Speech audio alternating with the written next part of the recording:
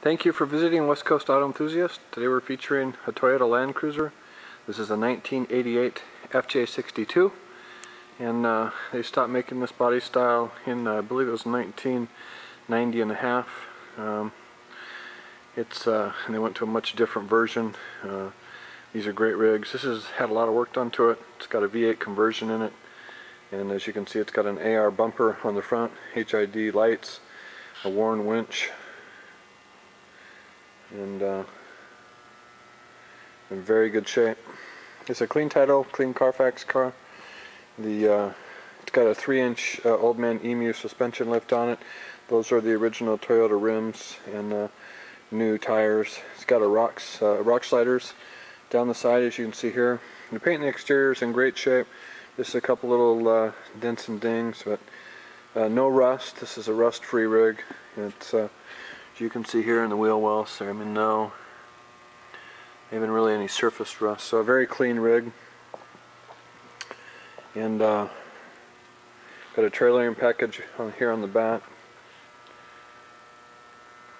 So people love these things. They will just go anywhere, and they'll go a lot of places you probably don't want to end up, or that you're not willing to try. They're incredible, capable off-road rigs. So as you can see, this is a common rust spot for Land Cruisers. Is down in this channel down here, and that's all clean. As you can see, the carpet's very clean. I've got a rubber cargo mat under here. The carpet's in great shape. So you've got a Spectre off-road seat cover there in the back seat. You've got a CD player.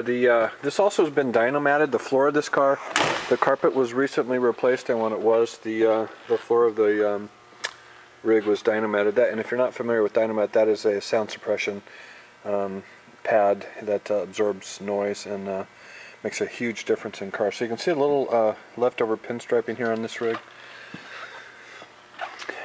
So you've got an LS1, I believe it is. It's a Chevy V8.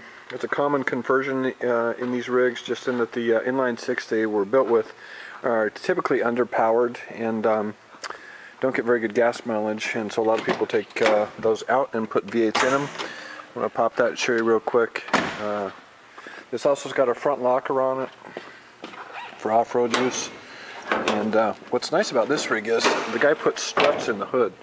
If you're familiar with Land Cruisers, they typically have got a bar down here, and they stand up with a kickstand, and this has got struts on it, which is a nice option. So you've got an Optima battery. You can see a bunch of wiring. It's got quite a bit of electrical stuff that's been added to it. I'll detail when we go through the interior. New alternator, as you can see, and a new radiator, which is typical. You've got the radiator that came with these is not enough to keep this thing cool, so you've got an upgraded air filter there, and then your computer system for your rig. So as you can see, the engine compartment's very clean, no rust, no wear and tear. The pad here underneath the hood is clean. Get in and start it up, walk you through some of the equipment. So the back seat here is clean. This is a waterproof, water-resistant skin that keeps that good. And then your typical kind of bare bones Land Cruiser interior. Headliner's in great shape, very clean. So there's your rock slider there. So if you're familiar with these, one of the ways you can tell the 62 is you've got square headlights, and then also you've got all power equipment. So the first version that they had power windows, power locks, power mirrors. There's a little cracking up here on this door, and there's some similar cracking on the passenger side. But other than that, the interior's in great shape. So this is, the original seats were removed. These vinyl bucket seats were put in. This is a sport seat. Not sure what this was out of, but anyways, a very comfortable seat. These are also heated, so they had seat heaters put in them. Here's your driving lights, your power window, or your power mirror switch, and your dash lights. Get in and start it real quick. And as you'll notice immediately, this doesn't sound like your typical Land Cruiser. It's got also an aftermarket exhaust system on it. So that's a nice sound, huh? So that'll take you just about anywhere you want to go. So another nice factor about this car is this is a Tuffy center console. It's a locking center console, and these are typically a black metal. The current customer had this upholstered to match the upholstery, so that's nice because usually this is just a big black box. You've got an inclinometer here, which is an off-road thing just to tell you how much your rig is leaning or not. Here are your heated seats. Let me turn on the lights here so you can see this a little better. You've got AC. Currently the AC has been disconnected just to improve the gas mileage. We have all the components and you could drop it back on.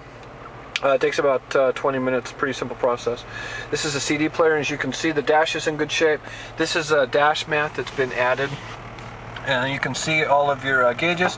So one of the nice things about this is this is a not common to have your original gauges connected to the V8. That's a difficult thing to do, but it's been done in this rig. Typically you'll just see aftermarket gauges.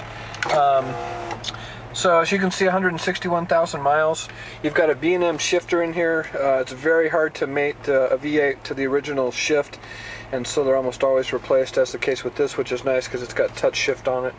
Very user friendly.